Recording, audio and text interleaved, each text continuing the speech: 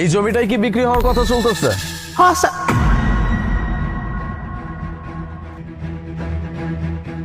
তুমি এখানে? জি স্যার, এই জায়গায় বিক্রি হইব। আপনি খারান, আমি জায়গার কাগজটা নিয়ে আইতেছি। তুমি তুমি তুমি এখানে কি করতেছো? দেখো আলিফ, আজকে আমি আসছি তোমাকে একটা ইম্পর্টেন্ট কথা জানানোর জন্য। আর আমি এত টাইম নিব না, সেটা হচ্ছে তোমার সাথে আমার রিলেশন রাখা সম্ভব না। মানে আমি আজকে তোমার সাথে ব্রেকআপ করতে চাই। হোয়াট? মোনা, তুমি সব কি বলছো? আমাদের 2 বছরের সম্পর্ক, আমি তোমাকে অনেক ভালোবাসি মোনা, তুমি কেন এমন কথা বলছো? আবার জিজ্ঞেস করতেছো কেন? গত 2 বছর যাবত তুমি আমাকে একটা কথাই বলে আসছো, মনে এই তো আমি চাকরি জোগাড় করছি, এই তো আমি চাকরি জোগাড় করছি, বাট কিছুই না। You are good for nothing. আর এরকম একটা ছেলের সাথে আমি রিলেশনে করতে পারবো না। হ্যাঁ, আমার বাবা অলরেডি ছেলে দেখেছে, আর ছেলে অনেক টাকার মালিক, ঠিক আছে, কোটি কোটি টাকার মালিক। ওই ছেলেকে আমি বিয়ে করবো। তোমার সাথে বিয়ে করে আমার হবেই বা কি? শুধু শুধু আমি টাইম নষ্ট করতে চাই না। না আমি আমার সময় নষ্ট করতে চাই, না তোমার সময় আমি নষ্ট করতে চাই। তার থেকে বরং আমরা আজকে সেপারেট হয়ে যাই। তোমার সাথে আজকের পর থেকে আমার কোনো রিলেশন নেই। মোনা দেখো, প্লিজ এরকম কথা বলো না। আমি তো চেষ্টা করছি, নাকি আমি পারতেছি না? এটা তো আমার ফল্ট না। আমি তো একের পর এক চেষ্টা করে যাচ্ছি। আর আমাদের কত দিনের সম্পর্ক, তুমি হঠাৎ করে এসে আমাকে বলছো যে তুমি আমার সাথে থাকবা না, তুমি অন্য কাউকে বিয়ে করবা। মোনা প্লিজ এরকম করো না, আমি তোমাকে অনেক ভালোবাসি।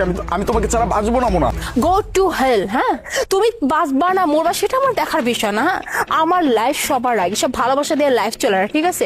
আমি এখন বিয়ে করব, আমার হাজবেন্ডের টাকা পয়সা থাকবে, আমি ঘুরবো ফিরবো, দ্যাট ইজ মাই লাইফ, ওকে? আর তোমার সাথে থাকলে এই লাইফ টাইম পাবো না। সো কথা না আবার এখান থেকে চলে যাও। যাও মোনা প্লিজ আমাকে 2টা মাস সময় দাও, প্লিজ। জাস্ট যাও, যাও, যাও। মোনা, তোমার একই অবস্থা।